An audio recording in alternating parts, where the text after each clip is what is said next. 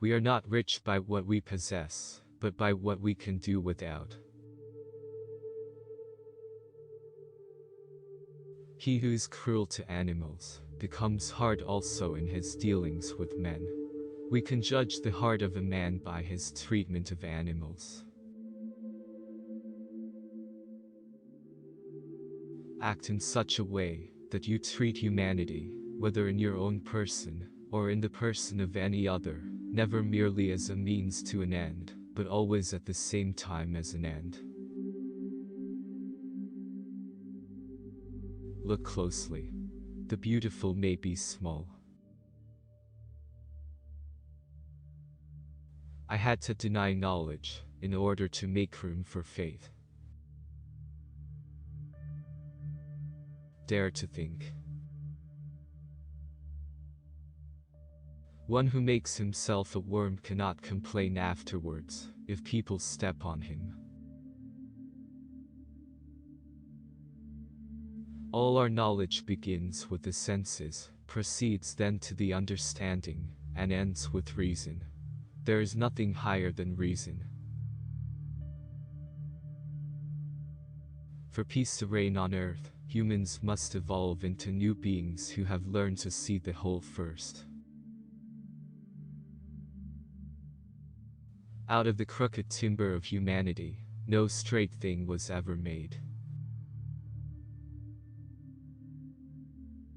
Rules for happiness: something to do, someone to love, something to hope for.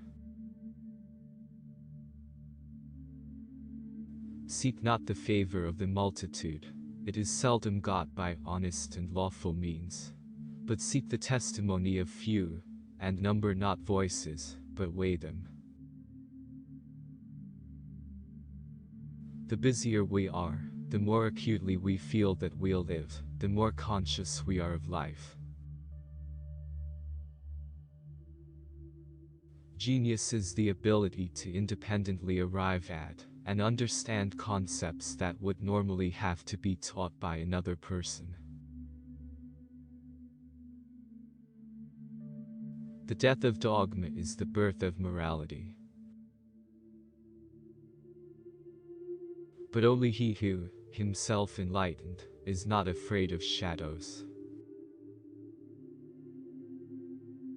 Space and time are the framework within which the mind is constrained to construct its experience of reality.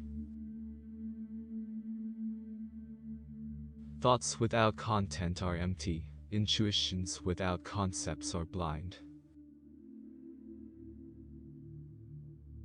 Have patience a while, slanders are not long-lived. Truth is the child of time, ere long she shall appear to vindicate thee. The reading of all good books is like a conversation with the finest minds of past centuries. Treat people as an end, and never as a means to an end. Man must be disciplined, for he is by nature raw and wild. Act only according to that maxim whereby you can at the same time will that it should become a universal law.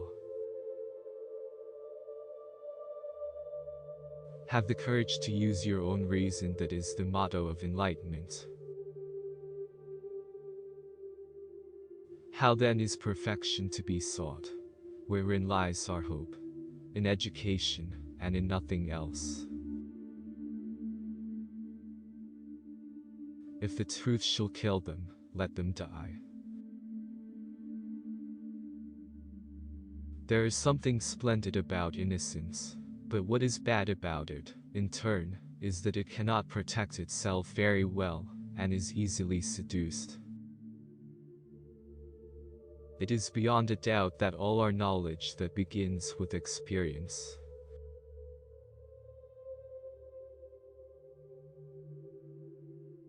Our age is the age of criticism, to which everything must submit. Religion through its holiness and legislation through its majesty, commonly seek to exempt themselves from it.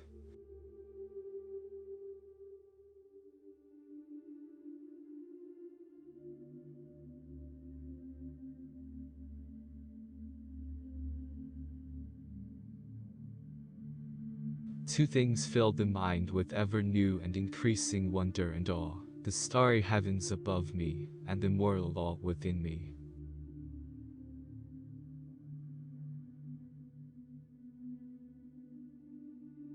Morality is not properly the doctrine of how we may make ourselves happy, but how we may make ourselves worthy of happiness.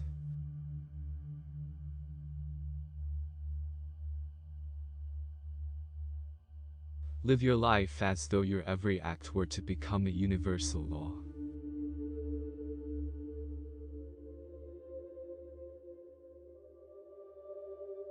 So act that your principle of action might safely be made a law for the whole world.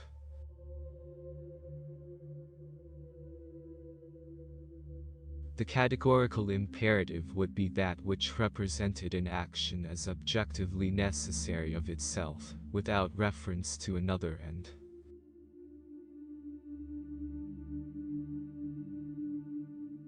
Nothing is divine but what is agreeable to reason.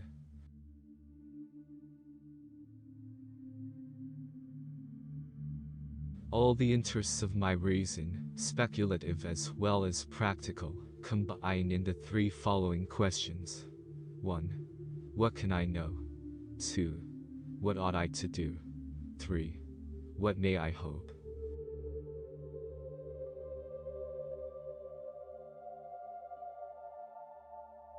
The only objects of practical reason are therefore those of good and evil.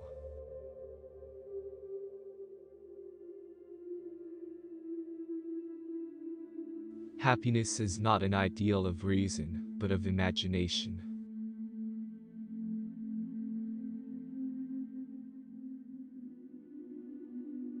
Experience without theory is blind, but theory without experience is mere intellectual play.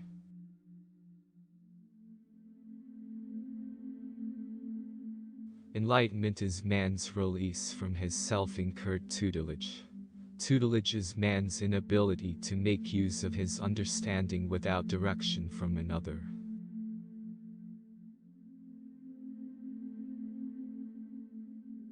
An action, to have moral worth, must be done from duty.